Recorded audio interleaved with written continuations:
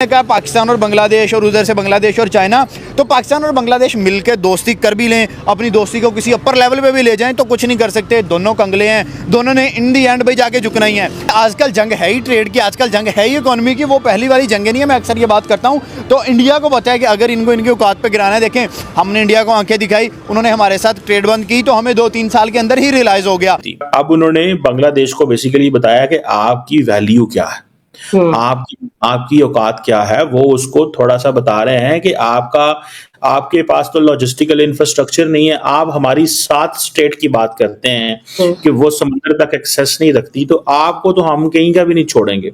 Narendra Modi wants to change the behaviour of Bangladesh. देखिए ये एक पहला स्ट्रिक्ट एक्शन है जो इंडिया ने बांग्लादेश के खिलाफ लिया। बड़ी खुली मुट्ठी छोड़ी हुई थी कि भाई जाओ, आप लोगों को खुराक भी दे रहे हैं, आपको बिजली प्रोवाइड कर रहे हैं, आपको अपने प्लेटफॉर्म्स दे रहे हैं, आपको अपनी सरहद यूज़ करने का मौका दे रहे हैं। लेकिन बांग्लादेश ने सबक नहीं सीखा। मोहम्मद यूनुस बार बार उठता था और भाई जाके इंडिया के खिलाफ कोई ना कोई एक्शन शुरू कर देता था। तो उन्होंने कहा अब थोड़ी सी मुट्ठी बंद करते हैं और इनकी अकल ठिकाने आ जाएगी। Through economic coercion, that is what mindset is कि ये इकोनॉमिक कोर्जन करो। इंडिया बांग्लादेश के अंदर चीखो पुकार होगी। वो कहते हैं ना जिसकी लाठी उसकी भैंस। और इंडिया राइट नाउ आप इकोनॉमी में देख सकते हैं कि वो दुनिया पूरी को बीट कर रहा है। चाहे ट्रंप पे टैरिफ लगाए, चाहे ट्रंप जो कुछ भी करे, उससे सबसे ज्यादा सबसे किसी को कम फर्क पड़ रहा है तो वो इंडिया है। बांग्लादेश जो है उसके 3 साइड पे इंडिया है, एक साइड पे समंदर है। तो इंडिया जो ज्योग्राफी है वो इंडिया को एक नेचुरल अपर हैंड देता है बांग्लादेश के ऊपर। तो चाइना देखें, हम कहते थे कि चाइना 2028-29 में नंबर 1 पोजीशन पे चला जाएगा अमेरिका को बीट करके। नहीं, अब 2027 तक देखें इंडिया बीट करके आगे चला जाएगा। अब दोनों मुल्कों का कोई कंपैरिजन नहीं है किसी तरह भी। अब सवाल सिर्फ ये है कि मोहम्मद यूनुस को पैगाम दे रहे हैं मोदी साहब कि आप वो करें जो मैं आपको कहता हूं।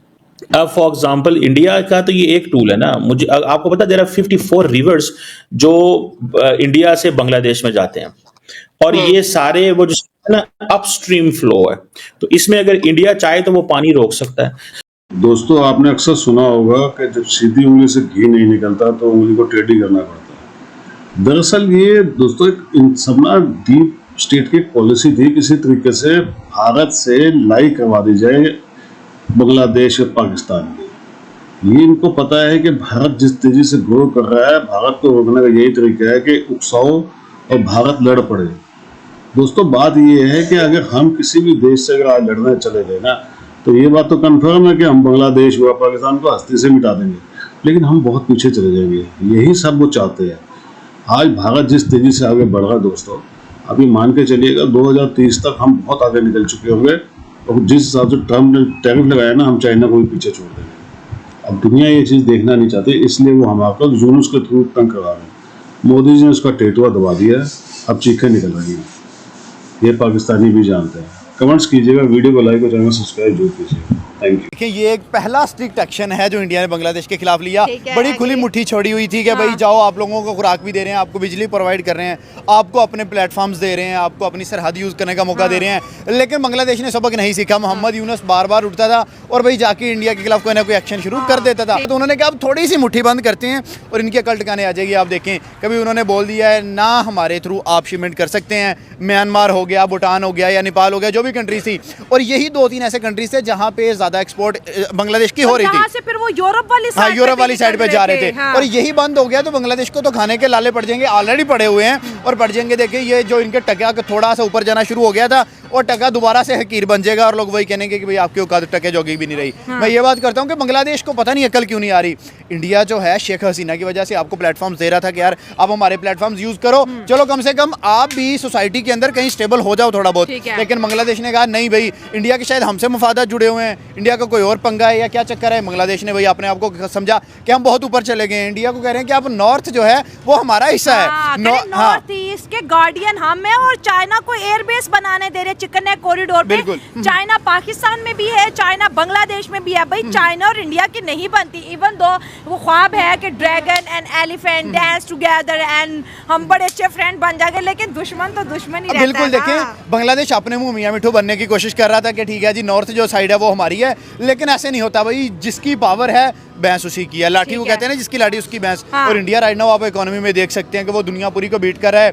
चाहे ट्रंप टैरिफ लगाए, चाहे ट्रंप जो कुछ भी करे, उससे सबसे ज़्यादा सबसे किसी को कम फर्क पड़ रहा है तो वो इंडिया है। हाँ। उनकी हर चीज़ अपनी है, वो एक्सपोर्ट अपनी कर रहे हैं, इम्पोर्ट अपनी कर रहे हैं। कि अगर कोई भी बाहर की कंट्री इंडिया में आती थी तो इंडिया अपनी शराइत पे उससे काम करता था कि भाई आपने हमारे थ्रू चलना है तो हम काम करेंगे। और अभी टैरिफ के थ्रू जब इंडिया को उससे भी फ़ायदा पहुंच गया है तो चाइना, देखिए हम कहते थे कि चाइना 2028-29 में नंबर 1 पोजीशन पे चला जाएगा अमेरिका को बीट करके, नहीं, अब 2027 तक देखें इंडिया बीट करके आगे चला जाएगा। और आप राइट नाउ उसके बांग्लादेश के हालात देख सकते हैं।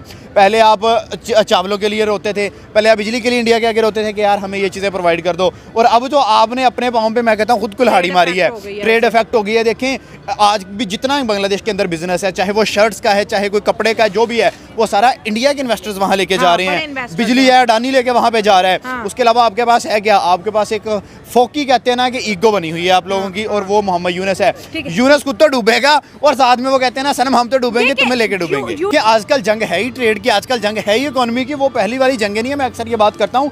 तो इंडिया को पता है कि अगर इनको इनकी औकात पे गिराना है, देखें हमने इंडिया को आंखें दिखाई, उन्होंने हमारे साथ ट्रेड बंद की, तो हमें 2-3 साल के अंदर ही रियलाइज़ हो गया कि यार हमें कहाँ कहाँ खसारा पहुंचा है। हम दुबई के थ्रू कभी टमाटर मंगवा रहे हैं, कभी हम दुबई के थ्रू इंडिया से चीज़ें एक्सपोर्ट कर रहे हैं, टफ हो गई हैं चीज़ें। अब बांग्लादेश भी जो है वो पाकिस्तान के नक्शे कदम पे है। हम तो IMF के सहारे बैठे हुए हैं, हर साल उनसे कर्जा लेके हम अपना मुल्क किसी ना किसी तरीके से चला रहे हैं। अब बांग्लादेश के भी सेम पॉइंट ऑफ व्यू है। पाकिस्तान के अंदर ऐसी ऑर्गेनाइजेशन इस वक्त मौजूद है जो बांग्लादेश और पाकिस्तान की यूनिटी के लिए काम करे। वो कह रहे हैं इंडिया नहीं तो ना सही चाइना है, बांग्लादेश है और पाकिस्तान है, ये 3 कंट्रीज मिलके बांग्लादेश को वही जगह पे ले जाएंगी जहां पर बांग्लादेश पहले देखिए था। लोगों को ये बात बुरी लगे, कंगले का दोस्त भी कंगला, दोनों कंगले मिल जाएंगे तो क्या कर लेंगे। हमारे पास क्या है, बांग्लादेश के पास क्या है, हम आपस में मिलके भी क्या कर लेंगे। हमारी औकात यही है, हम मांगने वाली कौम है, हम कुछ नहीं कर सकते। सऊदी अरब है, हमारे वीज़े बैन करता है, क्यों? हम जाके मांगते हैं। और आपने कहा पाकिस्तान और बांग्लादेश, और उधर से बांग्लादेश और चाइना, तो पाकिस्तान और बांग्लादेश मिलकर दोस्ती कर भी लें, अपनी दोस्ती को किसी अपर लेवल पे भी ले जाएं तो कुछ नहीं कर सकते। दोनों कंगले हैं, दोनों ने इन दी एंड भाई जाके झुकना ही है। अब ये जो ज़माना है, ये this is an era of ये टैरिफ्स का इज़ा है। आप अपने जो एडवर्सरी हैं उसको सिर्फ इकोनॉमिकली पनिश करेंगे। इंडिया जो है उसने ये जो ट्रांसशिपमेंट फैसिलिटी है जो कि बांग्लादेश को अलाउड थी कि वो अपनी गुड्स वगैरह एक्सपोर्ट कर सकता था किसी भी थर्ड कंट्री को, इंडिया के जो लैंड कस्टम स्टेशन पोर्ट्स थे। अब बांग्लादेश की जो ट्रेड लॉजिस्टिक की जो कॉस्ट है वो बढ़ेगी।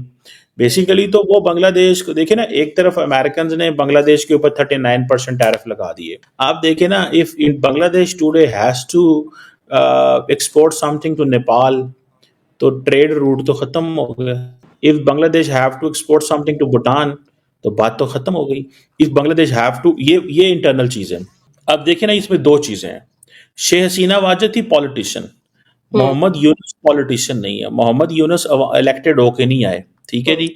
मोहम्मद यूनुस को नहीं पता कि ये ट्रांसशिपमेंट एग्रीमेंट क्या है, इंडिया के ऊपर किस तरह वो डिपेंडेंट थे। अब ये देखें कि ये जो ट्रांसशिपमेंट फैसिलिटी थी, इसकी वजह से बांग्लादेश के जो एक्सपोर्टर थे वो इंडियन टेरिटरी के जरिए मुख्तलिफ जगहों पे पहुंचते थे, और कार्गो जो चलते थे बांग्लादेश से, वो इंडिया की लैंड कस्टम स्टेशन से गुजरते थे, और इंडिया का इंदिरा गांधी इंटरनेशनल एयरपोर्ट है दिल्ली के अंदर, वहाँ से होते हुए जो है वो बांग्लादेश की जो एक्सपोर्ट है वो यूरोप, वेस्ट एशिया और इन इलाकों में पहुंचती थी। अब उन्होंने बांग्लादेश को बेसिकली बताया कि आपकी वैल्यू क्या है, आपकी औकात क्या है।